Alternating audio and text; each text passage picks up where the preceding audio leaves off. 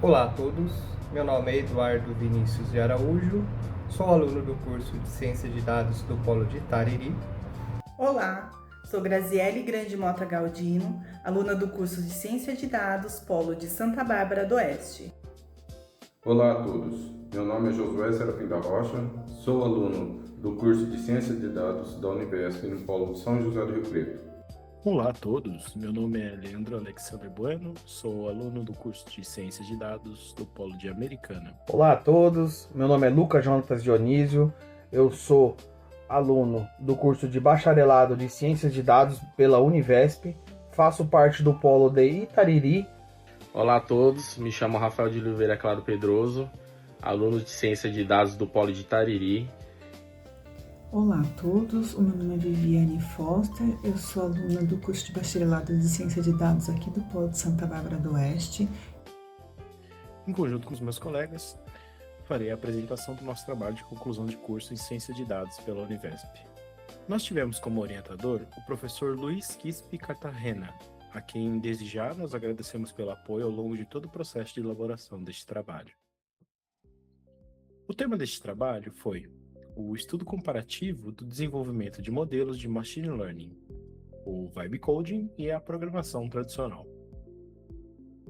O objetivo deste trabalho é comparar duas abordagens para o desenvolvimento de modelos preditivos em ciência de dados.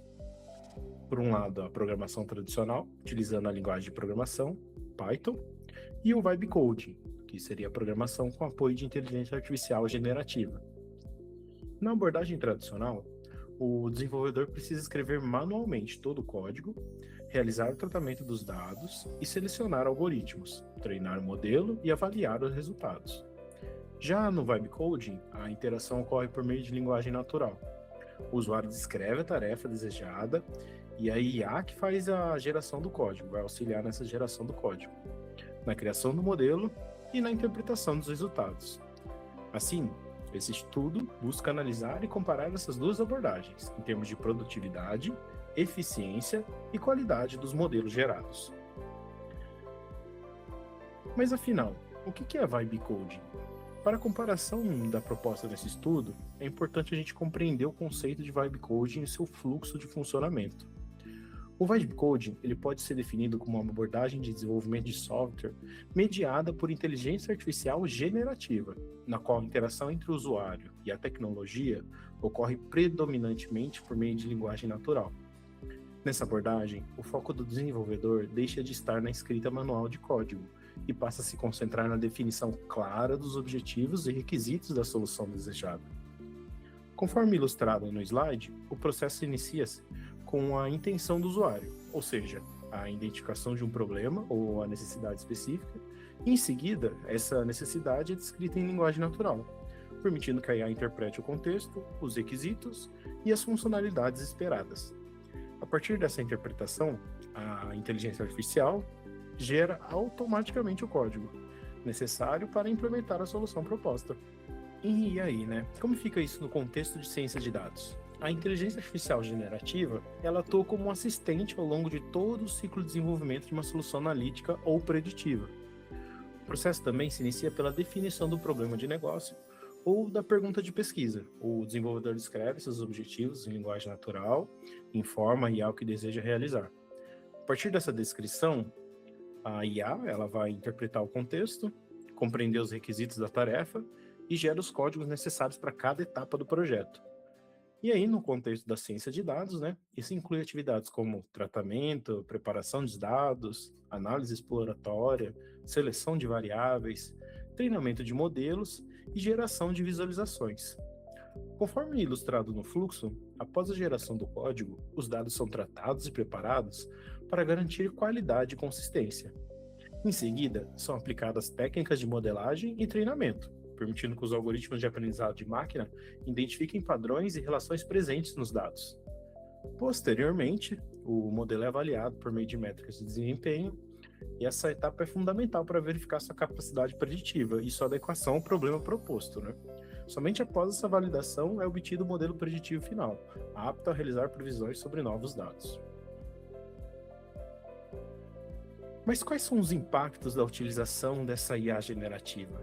no processo de desenvolvimento de modelos preditivos em relação à eficiência, produtividade e desempenho quando comparado à programação tradicional. Aqui, a gente tem o fluxograma de desenvolvimento do nosso trabalho. Então, assim, a primeira etapa foi selecionar a base de dados. Nós escolhemos uma base de dados pública, chamada Salary Dataset, que é um conjunto de dados armazenados no formato CSV.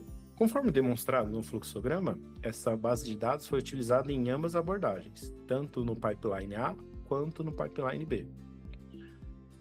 Falando do pipeline A, na abordagem tradicional de desenvolvimento, seguiram-se as etapas de pesquisa manual em documentações e fóruns, codificação manual linha a linha de código e resolução autômata de erros e bugs, ou seja, baseado na experiência e o conhecimento prévio do desenvolvedor, e caso ele não tivesse, voltaria para fazer essas consultas em documentações e em fóruns também. Já no pipeline B, na abordagem do Vibe Coding, outro desenvolvedor gerou os prompts em linguagem natural. Então separaram-se também os desenvolvedores, um ficou com o pipeline A, outro com o pipeline B. E a etapa de codificação foi feita pela IA generativa. Na etapa seguinte, que é um ponto importante, houve a necessidade de revisão e refinamento humano para resolver os problemas de qualidade. Na etapa de treinamento do modelo, o algoritmo calcula os coeficientes da equação da regressão, buscando minimizar os erros entre os valores previstos e os valores reais. Dessa forma, o modelo aprende a realizar estimativas para novos dados. Após essa etapa, o desempenho dos dois modelos foi avaliado por meio de métricas estatísticas que serão posteriormente apresentadas e que permitem verificar o nível de precisão das previsões gerais. Dando continuidade ao trabalho, para o desenvolvimento deste trabalho, a gente acabou utilizando ferramentas amplamente reconhecidas no ambiente de ciência de dados e engenharia de software, cada uma desempenhando um papel específico ao longo do processo. A linguagem de programação Python ela foi adotada com base para o desenvolvimento, devido à sua simplicidade, versatilidade e ampla utilização na comunidade científica e tecnológica, além de possuir vasta biblioteca de recursos, facilitando a implementação de soluções eficientes e a integração com diferentes tecnologias. A biblioteca Pandas foi utilizada para manipulação de análise de dados, permitindo a organização, a limpeza e a transformação do conjunto de dados de forma estruturada. Essa ferramenta ela é essencial para preparar os dados para etapas posteriores de análise e modelagem. Já o Matplotlib, outra biblioteca, foi empregada na criação de visualizações gráficas, possibilitando a representação dos dados de maneira clara e intuitiva, o que contribuiu significativamente para a interpretação dos resultados e a comunicação das análises realizadas. O scikit-learn, também outra biblioteca Python, foi utilizado para a construção e avaliação de modelo de aprendizado de máquina, oferecendo algoritmos consolidados e ferramentas para validação, treinamento e teste do modelo preditivo. E na abordagem de Vibe Coding, utilizamos o Copilot como assistente de IA generativa. Então ele ficou responsável por receber os comandos de prompt e gerar o código ali. Perfeito. Estabelecidas as regras do jogo, aqui a gente tem os resultados, então. Temos este heat map, então, que é um mapa de calor, né? Representa a matriz de correlação entre as variáveis utilizadas no estudo. Anos de experiência e salário, que vem lá do nosso dataset Salary Dataset. É um problema simples de regressão linear simples. Para a gente poder utilizar ela, a gente precisa medir a correlação. Então, essa correlação, ela mede o grau de relacionamento entre duas variáveis, variando de -1 até +1, e valores próximos de +1, né, o valor positivo, indicam uma correlação positiva forte. Valores próximos de -1 indicam uma correlação negativa forte. E valores próximos de 0 indica pouca ou nenhuma relação linear. Observa-se que a correlação entre anos de experiência e salário nesse dataset que a gente utilizou, ele é de 0,978, que é um valor muito próximo de 1. Então, isso indica que é uma relação positiva extremamente forte entre essas variáveis. Ou seja, à medida que os anos de experiência aumentam, o salário também tende a aumentar. Portanto, a análise desse heatmap sugere que existe uma relação linear positiva, forte entre as variáveis, tornando a experiência um excelente preditor para estimar salários por meio da regressão linear. Dando seguimento, aqui temos os resultados da comparação da eficácia dos modelos preditivos desenvolvidos nas duas abordagens. Para essa análise, foram utilizadas duas métricas amplamente empregadas em problemas de regressão: o coeficiente de determinação, conhecido como R quadrado, e a raiz do erro quadrático médio, ou RMSE. O R quadrado indica a capacidade do modelo de explicar a variação dos dados. Quanto mais próximo de 1, melhor é o ajuste do modelo. Observa-se que o pipeline A alcançou um R quadrado de 0,9429, enquanto o pipeline B, a abordagem via vibe coding, obteve 0,9025. O que isso significa? Que o pipeline A conseguiu explicar aproximadamente 94,3% da variação dos salários, apresentando um desempenho superior ao pipeline B, que explicou cerca de 90,2%. Já o RMSE mede o erro médio das previsões realizadas pelo modelo.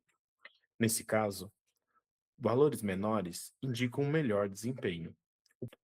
O pipeline A apresentou um RMSE de $5.077, enquanto o pipeline B apresentou um erro de 7.059. Vale lembrar que esses valores estão em dólares, pois no dataset os dados em relação a salários são em dólares. Isso demonstra que, em média, as previsões do pipeline A ficaram mais próximas dos valores reais observados. Dessa forma, os resultados indicam que a abordagem utilizada no pipeline A demonstrou maior eficácia preditiva, justamente porque o analista ele estava diretamente conectado com essa análise exploratória e também com o ajuste minucioso ali do modelo para que ele fosse mais assertivo. Seguindo com as análises, temos os resultados relacionados à eficiência do processo de desenvolvimento das duas abordagens avaliadas no estudo. A primeira métrica analisada foi a quantidade de consultas externas realizadas em mecanismos de buscas e documentações. O pipeline A necessitou de 12 consultas para resolução de dúvidas, consultas de referências, enquanto o pipeline B não exigiu nenhuma consulta externa, uma vez que as orientações e essas explicações foram fornecidas diretamente pela IA durante o desenvolvimento, e ela gerou o código automaticamente. Em relação às interações, o pipeline B demandou apenas 2 prompts para gerar e ajustar o código necessário. Já no pipeline A, essa métrica nem se aplica, pois o desenvolvimento ocorreu manualmente, pesquisando em fóruns e procurando a documentação das próprias bibliotecas. Outro resultado relevante refere-se aos erros de execução encontrados durante o desenvolvimento. O pipeline A apresentou 32 erros ou bugs que necessitavam serem corrigidos, né, em questão da lógica, ao longo desse processo da entrega final até o algoritmo funcionar. Enquanto o pipeline B registrou apenas um erro, que posteriormente foi corrigido por meio da interação com a IA. Era um import de biblioteca que ele não tinha feito anteriormente.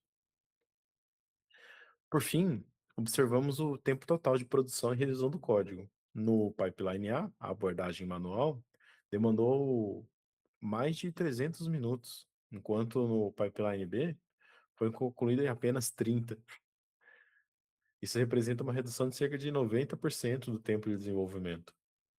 Esses resultados demonstram que a utilização da IA generativa proporcionou ganhos expressivos de produtividade. A redução do esforço de desenvolvimento, a menor dependência de consultas externas e menor ocorrência de erros durante a implementação mostram que é bem promissora essa abordagem aqui, né? Acaba que ela diminui o tempo de produção e diminui as interações necessárias para correções de problemas, nesse caso, na implementação do algoritmo numa situação simples. Por fim, para concluirmos então, né, tendo em vista as duas tabelas de dados que tivemos aqui disponíveis para discorrer a respeito dos resultados, o uso de IA generativa promoveu uma transformação significativa na forma como soluções são concebidas e implementadas. Podemos concordar nisso.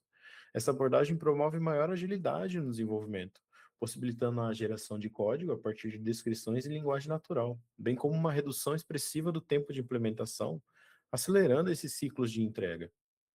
Além disso, o Vibe Coding no Pipeline B representa uma evolução particularmente relevante no domínio da ciência de dados, Ao reduzir esse esforço operacional associado à programação e o tempo de implementação desse código, e a quantidade de consultas externas necessárias. Com isso, os profissionais passam a concentrar maior atenção na análise do problema, na interpretação dos resultados, na geração do valor a partir dos dados, em vez de se dedicarem predominantemente à escrita de código, por exemplo. Entretanto, apesar dos ganhos de produtividade e eficiência, essa abordagem introduz desafios importantes, especialmente no que se refere ao aumento de risco de dívida técnica. O código gerado por IA, ele pode apresentar limitações quanto à eficácia do modelo preditivo, como a gente observou anteriormente. A adequação a boas práticas de engenharia de software, padrões e requisitos específicos do projeto, o que compromete essa escalabilidade e a confiabilidade do sistema ao longo do tempo. Dessa forma, torna-se fundamental destacar o seguinte: embora a IA ela automatize parte significativa do processo de desenvolvimento, a supervisão humana permanece indispensável. Cabe ao cientista de dados ou desenvolvedor validar os resultados produzidos, interpretar corretamente as análises geradas, identificar e corrigir inconsistências, além de garantir que as soluções estejam alinhadas aos objetivos do projeto e os critérios de qualidade técnica. Por fim, aqui a gente tem nossas referências bibliográficas, todas que foram consultadas durante a elaboração deste trabalho, como podemos ver aqui. E por fim, um agradecimento especial. Gostaria de fazer um agradecimento especial em nome de todos do grupo aqui, ao nosso orientador, o professor Luiz, pelo suporte e a disponibilidade ao longo do desenvolvimento deste trabalho. E também à Univesp pela oportunidade de formação acadêmica e profissional que tivemos ao longo de todos esses anos. Muito obrigado a todos